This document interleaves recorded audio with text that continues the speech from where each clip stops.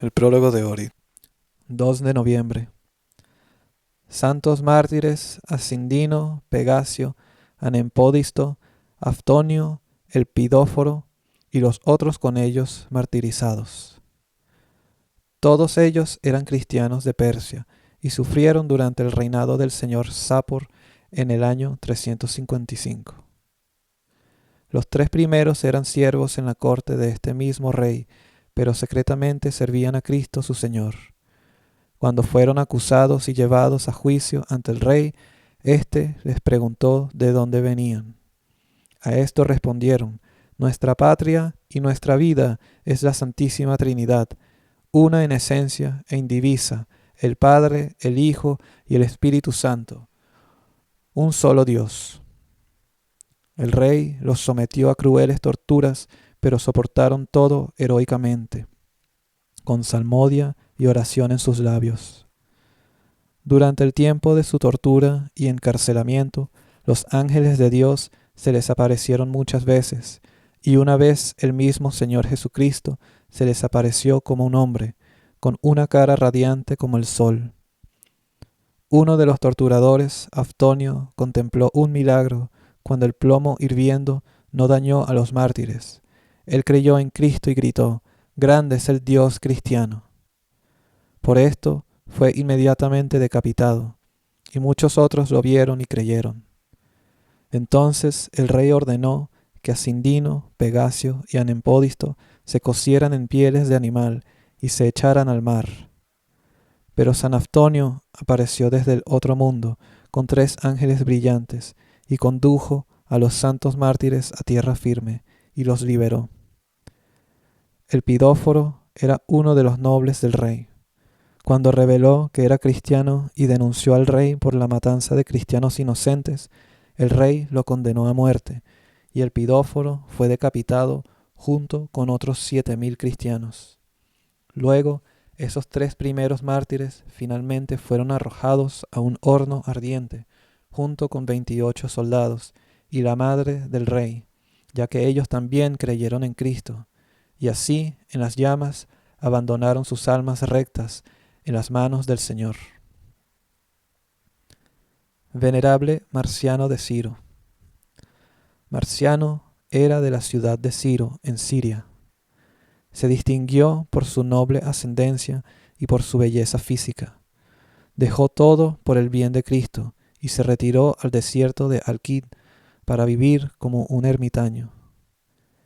Era un contemporáneo del patriarca Flavián de Antioquía y los emperadores Constantino y Valento. Una luz celestial brillaba en su celda en la noche, por la cual leía las sagradas escrituras, y nunca tuvo necesidad de otra luz. Fue un gran hacedor de milagros, tanto en vida como después de la muerte. Antes de su muerte, ordenó a su discípulo Eusebio que ocultara su cuerpo y lo enterrara en secreto, debido a sus muchos admiradores. Descansó en el Señor en el año 387. Hieromártir Victorino, obispo de Patav. Muchos sostienen que era esloveno por ascendencia. El beato Jerónimo lo señala como un hombre culto y devoto. Sabía griego mejor que el latín. Escribió las interpretaciones de varios libros del Nuevo y Antiguo Testamento. Sufrió por la fe cristiana alrededor del año 303. Reflexión. ¿Cómo se elevará el que transgrede el amor hacia sus padres y el amor hacia sus enemigos? Amor por los padres. Esta es la principal y fundamental escuela de amor. Sin esta escuela, uno no puede ir más allá. El rey serbio Dragutin se levantó contra su padre con un ejército para sentarse en el trono de su padre. Pero sucedió que más tarde se rompió la pierna, y esto despertó en él remordimientos de conciencia que no lo dejaron en paz hasta su muerte. Dragutin se retiró del trono y cedió su autoridad a su hermano menor, Milutin, y comenzó a distribuir generosas limosnas, a construir iglesias y a realizar otras buenas obras. Además de esto, vivió una vida estricta de ascetismo en secreto. Se ciñó con un cinturón de juncos alrededor de su cuerpo desnudo, se vistió de cilicio y oró a Dios por la noche en una tumba secretamente excavada. Este rey arrepentido hizo todo esto solo para que Dios le perdonara el pecado de falta de amor hacia sus padres, y Dios lo perdonó. Muchos santos mártires recibieron con alegría a sus verdugos que los buscaban, y los trataron hospitalariamente en sus hogares mientras ellos mismos se preparaban para la muerte. Entretener a los propios enemigos mortales, ¿no es esta una expresión de gran amor hacia los enemigos de uno? Cuando el rey Sapor torturó duramente a Ascindino, Pegasio y otros con ellos, de repente enloqueció, se volvió tonto e incapaz de hablar, y comenzó a arañar su rostro con gran furia. Al ver a su torturador en tal desesperación, San Ascindino lloró y oró a Dios por el rey, y dijo: «En el nombre de Jesucristo el Señor, habla». Y la lengua del rey se soltó y comenzó a hablar. Aquí hay un ejemplo de amor verdadero por los enemigos. Contemplación. Contemplar el maravilloso poder de las palabras de los apóstoles. Hechos 16. 1. Cómo gritó una cierta esclava con un espíritu impuro de adivinación detrás de Pablo y Silas. 2. Cómo se volvió Pablo y le dijo al espíritu: «Te ordeno en el nombre de Jesucristo que salgas de ella». 3. Cómo el espíritu inmundo salió de la esclava en ese mismo instante. Homilía. Sobre la voluntad de Dios de que todos los cristianos deben ser santos.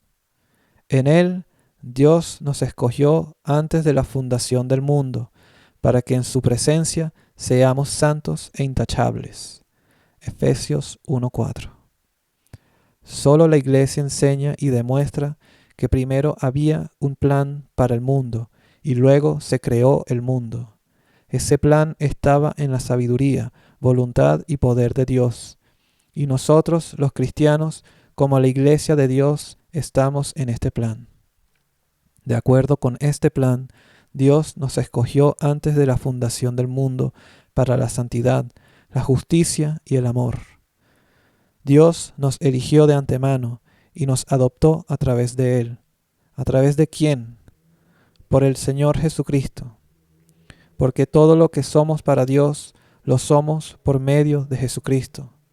Aparte de Jesucristo, el hombre no tiene otro vínculo, ninguna otra relación, ni otro parentesco con Dios. Y por lo tanto, nuestra elección y adopción fue a través de nuestro Señor Jesucristo. Él nos eligió a nosotros, su santa iglesia, de acuerdo con el beneplácito de su voluntad. Efesios 1:5, ya que una vez había escogido a Israel de entre todas las naciones en la tierra. Que nadie diga que esta elección de Dios destruye el libre albedrío del hombre, de modo que ni un cristiano tiene mérito porque es cristiano, ni es un pagano condenado porque es un pagano. No. Esta es una interpretación totalmente errónea, porque en un momento Dios también escogió a Israel, y algunos en Israel perecieron mientras algunos fueron salvos. Él también escogió a su santa iglesia, llamando a todas las naciones y pueblos a ella.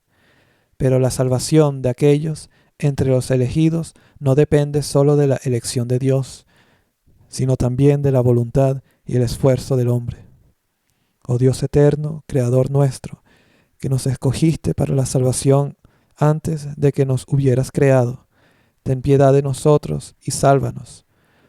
A ti la gloria y el agradecimiento por los siglos de los siglos. Amén.